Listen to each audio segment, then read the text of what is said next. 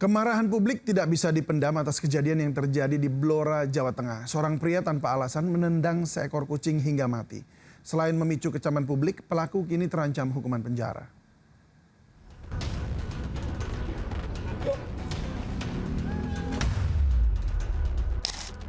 Seekor kucing yang sedang dituntun pemiliknya tiba-tiba ditendang oleh seorang pria. Tanpa alasan, tanpa peringatan, pria ini mengarahkan kakinya ke arah kepala kucing. Sempat bertahan hidup selama hampir seminggu, kondisi kucing terus memburuk dan akhirnya si kucing mati akibat luka yang ia derita. Peristiwa yang viral di media sosial ini membuat publik geram karena kekerasan dilakukan terbuka di ruang publik. Polisi telah memeriksa pelaku dan hasilnya perbuatan pelaku masuk dalam tindak pidana. Dalam KUHP baru pasal 337 jelas menekankan bahwa menyakiti atau melukai hewan tanpa tujuan yang patut adalah suatu kejahatan. Pelaku bisa diancam penjara maksimal 1 tahun dan jika perbuatan itu menyebabkan hewan mati, maka ancaman pidana bertambah menjadi 1,5 tahun. Kasus ini menjadi peringatan kepada setiap orang bahwa kekerasan terhadap hewan bukan hal sepele. Hukum harus ditegakkan agar kekejaman terhadap satwa tidak terus dianggap biasa dan rasa kemanusiaan tidak semakin tumpul. Tim Liputan iNews melaporkan. Ya pemirsa, informasi berikut jadi peringatan bagi Anda yang punya hewan peliharaan agar selalu mengawasi. Di Bandung, Jawa Barat, gerombolan anjing peliharaan menyerang seorang bocah di Bandung hingga terluka.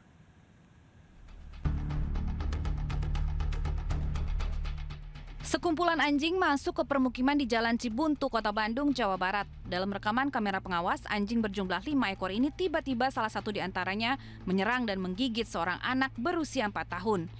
Anak tersebut melintas bersama kakeknya. Korban anak digigit pada bagian punggung hingga harus dilarikan ke rumah sakit. Warga kemudian berupaya mengejar kawanan anjing tersebut. Salah satu kerabat korban mengatakan jika kelima ekor anjing memakai kalung dan disertai chip. 5 ekor anjing ternyata peliharaan yang terlepas dari tuannya hingga masuk ke permukiman. Usai kejadian itu, pemilik telah menemui keluarga korban dan berjanji menanggung seluruh biaya pengobatan. Masalah ini juga telah diselesaikan secara kekeluargaan oleh kedua belah pihak. Dari Bandung, Jawa Barat, Jupita Melana, iNews melaporkan. Seorang pria di Kota Pangkal Pinang, Bangka Belitung meninggal dunia usai mengumandangkan azan. Korban terjatuh setelah azan selesai.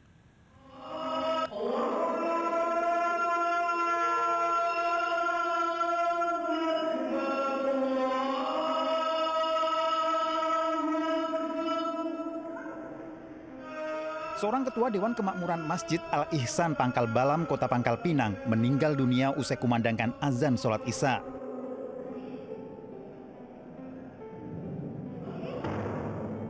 Pria berusia 70 tahun ini ambruk usai mengakhiri azan dan membuat jamaah berlarian memberikan pertolongan. Namun, korban telah meninggal dunia. Jemaah membawa almarhum ke rumah sakit. Dari pertama sampai akhir kalimat la ilaha illallah, beliau jatuh dan sakaratul mautnya pada saat jatuh. Jenazah korban telah dimakamkan keluarga. Dari Pangkal Pinang, Bangka Belitung, Haryanto, iNews melaporkan. Ya pemirsa, bersiaplah ditilang kalau Anda bandel berkendara tanpa helm, bonceng 3 hingga lawan arus. Selama 2 pekan, polisi menggelar operasi keselamatan jaya di berbagai ruas jalan Jakarta.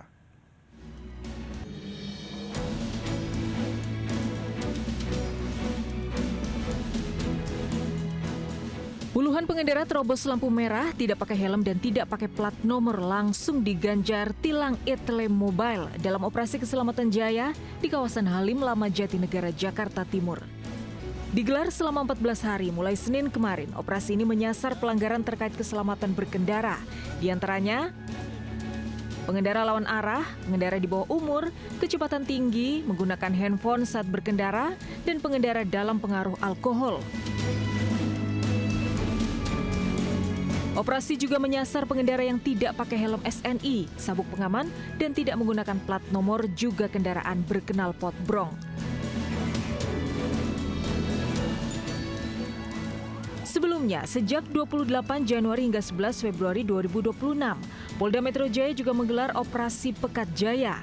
Selama pekan pertama operasi, Polres Metro Jakarta Timur menggagalkan 5 indikasi tawuran dan mengamankan 27 orang, 20 diantaranya anak-anak.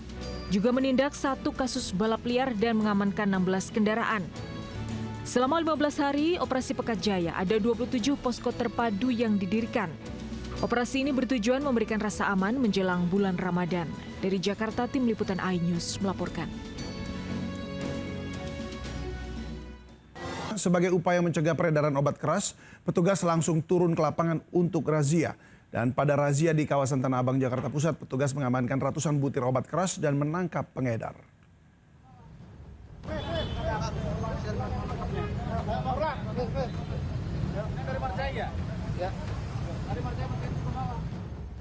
Lima pengedar obat keras eceran terjerat razia petugas di Pasar Tanah Abang, Jakarta Pusat. Pelaku dirazia lantaran nekat menjual obat keras yang masuk kategori daftar G secara terang-terangan dan tanpa resep dokter. Sebanyak 900 butir obat daftar G disita petugas dari tangan pelaku. Obat-obatan keras sering disalahgunakan untuk menimbulkan efek memabukkan. Selain itu, ratusan butir obat keras yang dijual secara ilegal ini diduga obat palsu. Selanjutnya petugas akan menelusuri produsen hingga pemasok obat-obatan kepada penjual. Sementara kelima pedagang obat keras yang terjaring diminta untuk membuat surat pernyataan dan hanya disanksi tindak pidana ringan. Dari Jakarta, Rani Sanjaya, iNews melaporkan. Pelaku jambret babak belur usai aksinya digagalkan pengemudi Jaklingko di kawasan Ciracas, Jakarta Timur. Informasi ini kami rangkum dalam Seputar Kriminal.